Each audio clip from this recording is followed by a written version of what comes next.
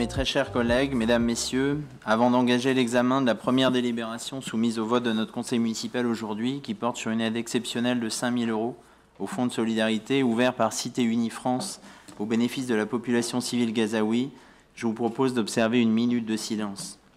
Une minute de silence tout d'abord pour toutes les victimes des actes monstrueux commis le 7 octobre dernier par le Hamas contre la population israélienne et pour exiger la libération de tous les otages que cette organisation détient encore aujourd'hui.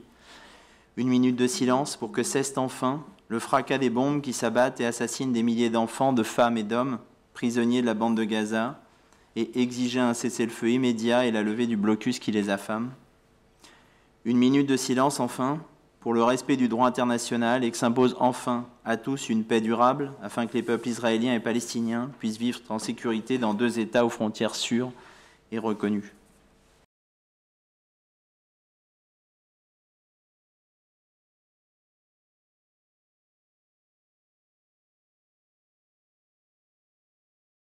Nous allons maintenant donc aborder la délibération numéro 169 relatif au versement d'une aide exceptionnelle pour venir en aide à la population civile de Gaza.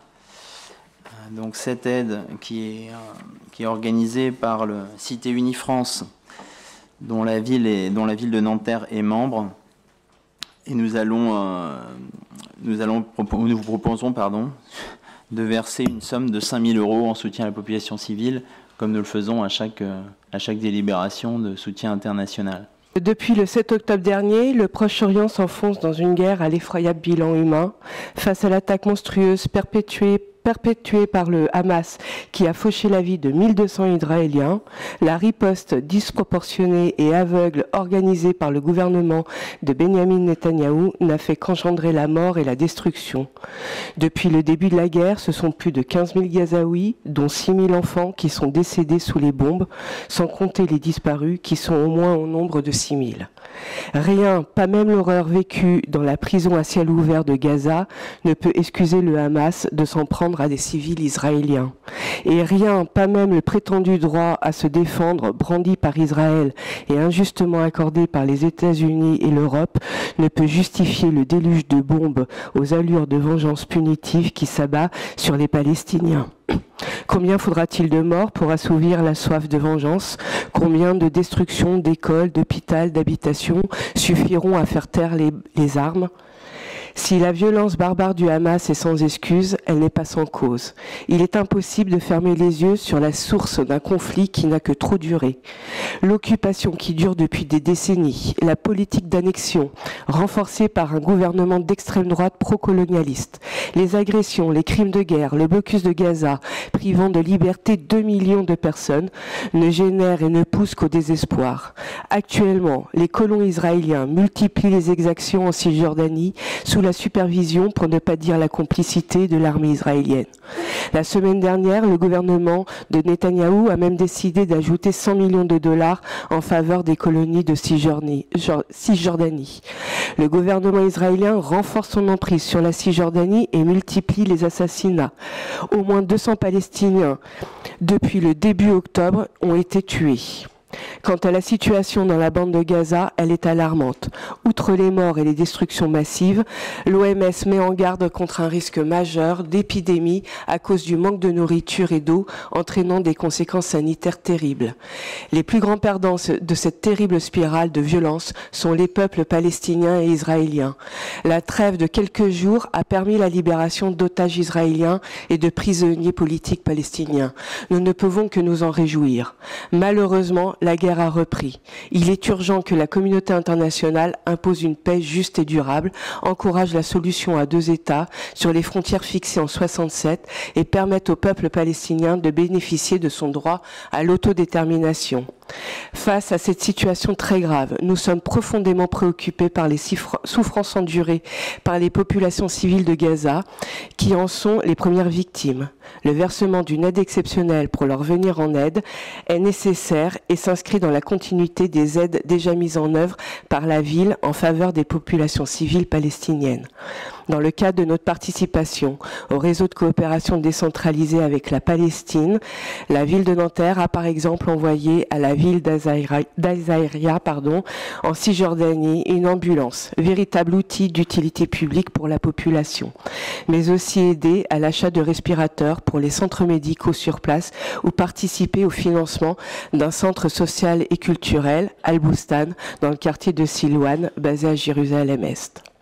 Fidèles à nos traditions de solidarité, nous continuerons avec force et vigueur d'œuvrer pour la création d'un monde de paix et de fraternité entre tous les peuples. Je vous remercie.